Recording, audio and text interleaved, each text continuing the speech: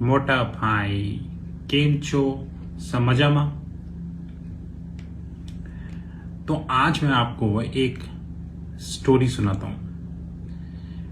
आपको तो पता ही है कि मैं एक्स कॉर्पोरेट ट्रेजरर हूं और मैंने अपनी लाइफ में अराउंड 9.5 years ट्रेजरी फंक्शन के फ्रंट ऑफिस में काम किया है। आज ट्रेजरी कंसल्टिंग का अपना हेज फंड है, तो हम म्यूचुअल फंड्स, बैंक्स, इंस्टीट्यूशंस इन सब से रेगुलरली बात करते हैं। हाँ, ये अलग बात है कि आप लोग टीवी पे जिन्हें देखते हो, आप लोगों के लिए वो बहुत बड़ी हस्ती होते हैं, लेकिन हम उनसे रोज फोन पे बात करते हैं। इंडिया की बिजनेस चैनल्स में कई ऐसे लोग जो डेली बेस पे आते हैं, उनके पर्सनल नंबर तक मेरे पास है और वो मेरा व्हाट्सएप स्टेटस फॉलो करते हैं। व्हाट्सएप स्टेटस उनमें से एक तो ऐसा है जिसे मैंने खुद पढ़ाया है और आज वो टीवी पे ज्ञान दे रहा है कि ये ले लो और वो ले लो, और मुझे पता है कि उसकी कितनी स्किल है और वो लोगों को ज्ञान दे रहा है। ये हाल हो गया है इंडिया में अब। चलो,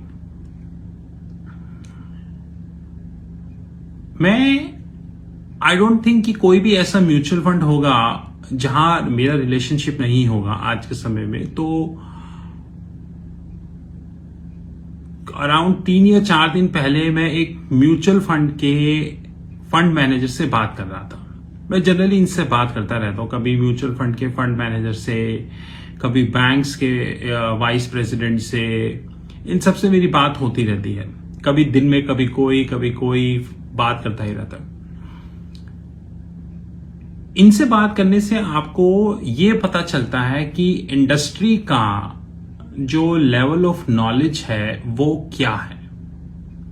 जब मैंने ट्रेजरी में 2007 में ज्वाइन किया, तो एक चीज जो मैं डिटरमाइंड था और जो मैं आज भी डिटरमाइंड हूं और हमेशा डिटरमाइंड रहूंगा कि आप हमेशा इंडस्ट्री के लोगों से कांटेक्ट पे रहें, क्योंकि इससे आपको उनकी नॉलेज और उनकी कैपेबिलिटी का ट्रू एस्टिमेशन मिलता रहता है। तो मैं जब उस फंड मैनेजर से बात कर रहा था तो उसने एक बहुत रोजी आउटलुक प्रेजेंट किया मेरे सामने मार्केट का। तो मैंने उससे सीधे ही पूछ लिया कि आप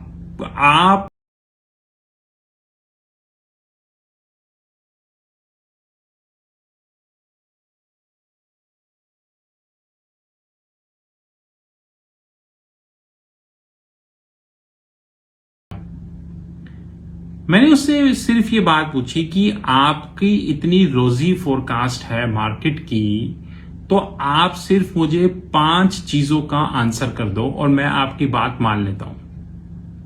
पहली चीज कि पिछले 4 महीने में 15,000 से ज्यादा जॉब्स स्टार्टअप्स ने कट कर दी हैं, और ये तो वो स्टार्टअप्स हैं जो कि बड़े बड़े स्टार्टअप्स हैं। अब छोटे स्टार्टअप्स ने कितनी जॉब कट करी है, इसका करेक्ट एस्टीमेट अभी किसी के पास नहीं है, क्योंकि इसका डेटा मॉनिटर ही नहीं होता। तो जिसका डेटा ही नहीं है तो उसका एस्टीमेट क्या होगा। तो अगर हम ध्यान से सोचे, ऊपर के 8-10 स्टार्टअप्स ने पिछले 3-4 महीने में 15,000 के आसपास जॉब्स कट कर दी है, और ये वो स्टार्टअप्स हैं जिन्हें भारत की मीडिया ने बिल्कुल हवाबाजी करके आसमान पे चढ़ा दिया था, जैसे कि अनअकैडमी, जैसे कि वेदांतु, जैसे कि उड़ान, जैसे कि बायजूस और ऐसे बहुत सारे। जरा चेक कीजिएगा, उड़ान ने आई थिंक 150+ जॉब्स अभी अभी कट करी हैं, और एक एस्टीमेट के हिसाब से बायजूस ने अभी अभी 300 जॉब्स कट करी हैं। ये वही बायजूस है जो अपने आप को बिलियन 22 बिलियन डॉलर की वैल्यूएशन की कंपनी बताती है। 22 बिलियन का मतलब 1.5 लाख करोड़ से ऊपर, आज का रेट माने तो 1.5 लाख करोड़ से ऊपर की वैल्यूएशन कंपनी 300 लोगों को निकाल देती है, वो उनको नहीं रख सकती। लेकिन आईपीएल में एडवर्टाइजमेंट करने के पैसे हैं। तो मैंने उससे यह पूछा कि एक बात बताओ, पिछले 4 महीने में 15,000 से ज्यादा जॉब्स चली गई, आपको क्या लगता है इनके बारे में? आप जान के सरप्राइज्ड होंगे कि उस आदमी ने ऐसा जवाब दिया कि आइंस्टाइन का बाप भी उसको समझ नहीं सकता, तो मैं तो चीज ही क्या हूं। वही घिसा पिटा जवाब कि ये स्टार्टअप रिकवर करेंगे राहुल, एक दिन आप देखना, एक दिन अमेजोन भी लॉस में थी, एक दिन गूगल भी लॉस में थी। मैंने कहा अमेजोन और गूगल लॉस में थी, लेकिन उनके पास कोई बिजनेस मॉडल था। आपका क्या बिजनेस मॉडल है कि आपके पेटीएम से 100 रुपए का रिचार्ज करा लो और आपको 20 रुपए का कैशबैक मिल जाएगा? यह बिजनेस मॉडल है। गूगल का बिजनेस मॉडल था सर्च इंजन, अमेजोन का बिजनेस मॉडल था ई कॉमर्स, फेसबुक का बिजनेस मॉडल था टेक्नोलॉजी। वो ये वाले काम नहीं करते थे, कैशबैक वाले काम, और ना ही वो आज तक कैशबैक वाले काम कर रहे हैं। मैंने उससे ये पूछा कि पेटीएम की वैल्यूएशन 22,000 करोड़ से, पेटीएम मॉल की वैल्यूएशन 22,000 करोड़ से 100 करोड़ पे आ गई, आपका इस पे क्या ओपिनियन है? बंदा चुप।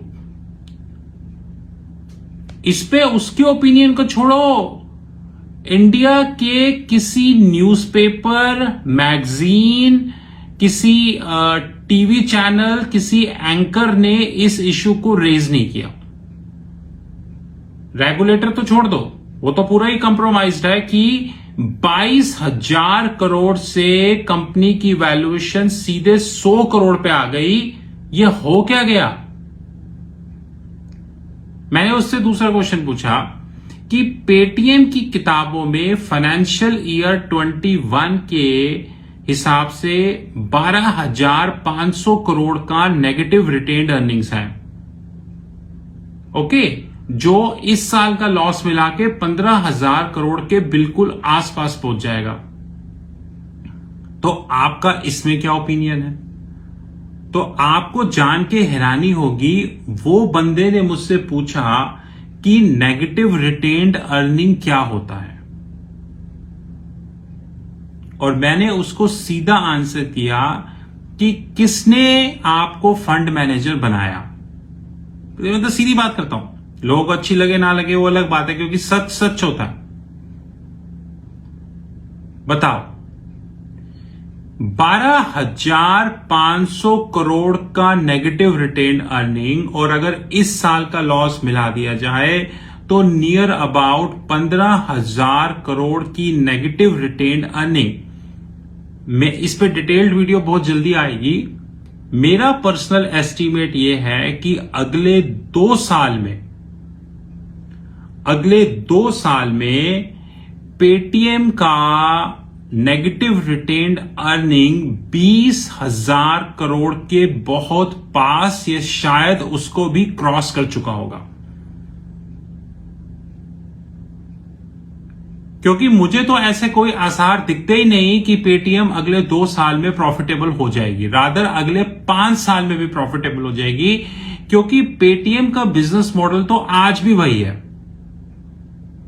और ऊपर से जो पेटीएम ने लोन बांटने शुरू कर दिए हैं, इसका आगे क्या रिपरकशन होगा ये बहुत जल्दी आपको पता चलेगा।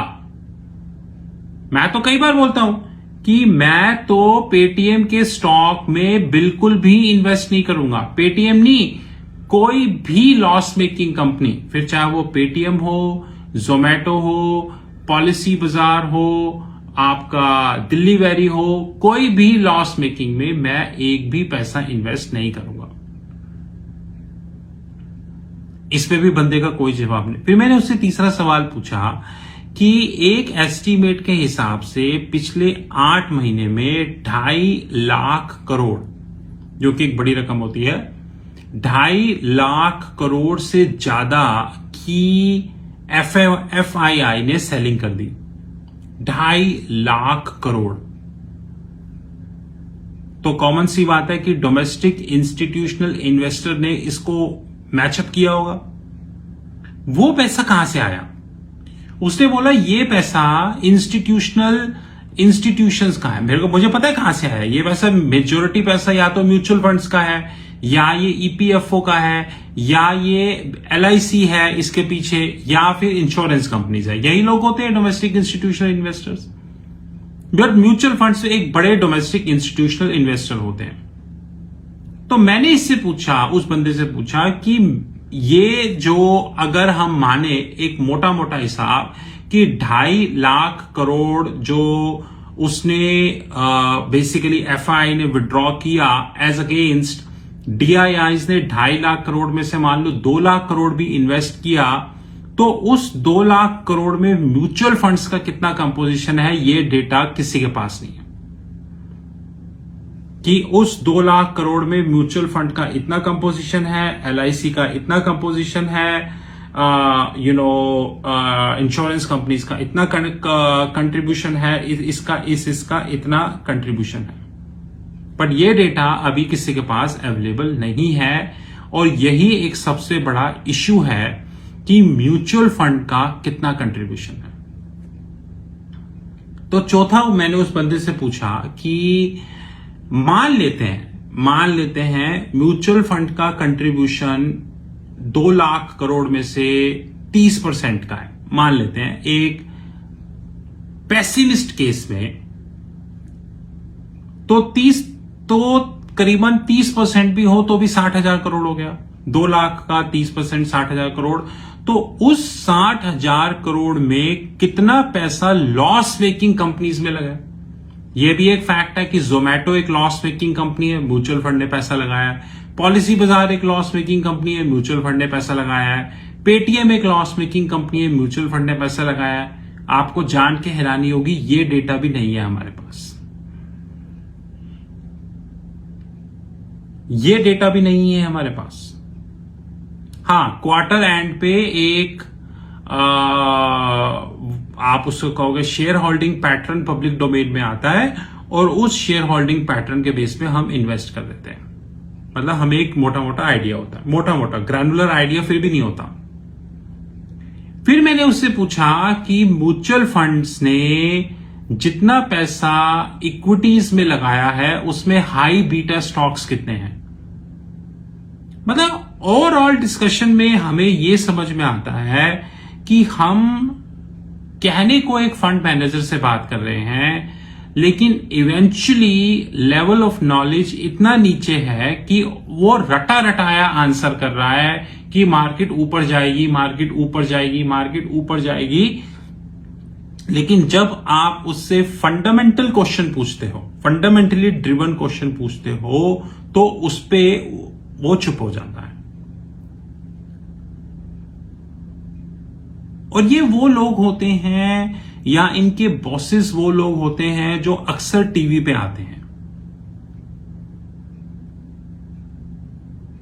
मुझे आज भी याद है कि कितनी म्यूचुअल फंड की कॉन्फ्रेंसेस में, फिर चाहे वो SCL के टाइम की हो, EXL के टाइम की हो, या ट्रेजरी कंसल्टिंग जब स्टार्ट करी, मैंने कितनी बार इन म्यूचुअल फंड्स मैनेजर्स को टोका है वाइल स्पीकिंग कि दे आर रॉन्ग। मुझे अभी तक याद है कि रिलायंस म्यूचुअल फंड कॉन्फ्रेंस में तो मैंने 1-1 लाख की बेट तक लगा ली थी कि आपका जो फॉर्मूला है वो गलत है, लेकिन बेट एक्सेप्ट नहीं हुई।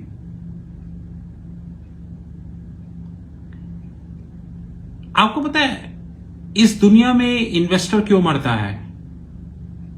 इन्वेस्टर इसलिए मरता है कि इन्वेस्टर सब कुछ इन पर छोड़ देता है, और at the end of the day जो होता है ये सबको पता है। फ्रैंकलिन टेम्पल्टन म्यूचुअल फंड में क्या हुआ? कुछ नहीं हुआ। कौन जेल गया? कोई जेल नहीं गया। क्या उसका लाइसेंस कैंसिल हुआ? नहीं हुआ। एक्सिस म्यूचुअल फंड के केस में क्या हुआ? कुछ नहीं हुआ। और इससे पहले भी कितने म्यूचुअल फंड के स्कैंडल्स हो चुके हैं और आगे भी होंगे,